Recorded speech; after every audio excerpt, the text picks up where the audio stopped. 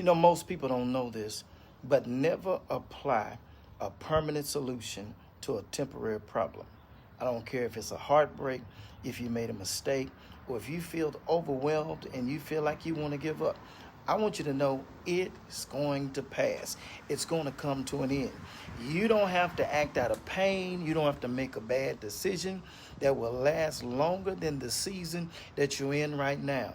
The Bible says in Ecclesiastes 3, to everything there is a season and a time for every purpose under the heaven.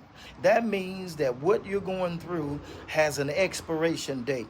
It can't last forever, even if you feel like it. Now, the devil wants you to believe that things are not going to change. It's going to always feel this way. There's no point for you to try. You might as well give up. And in that vulnerable place, in that vulnerable moment, he wants to push you to make a bad decision, something so destructive that you can't change it. He wants you to walk away from families and your dreams, quit on life itself, all because of what you're going through. But you know, you're not the only one.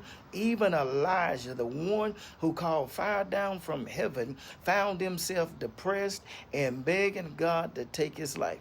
But instead of him taking his life, God gave him rest. He fed him and reminded him that his purpose was not over. And that's the same thing I want you to understand.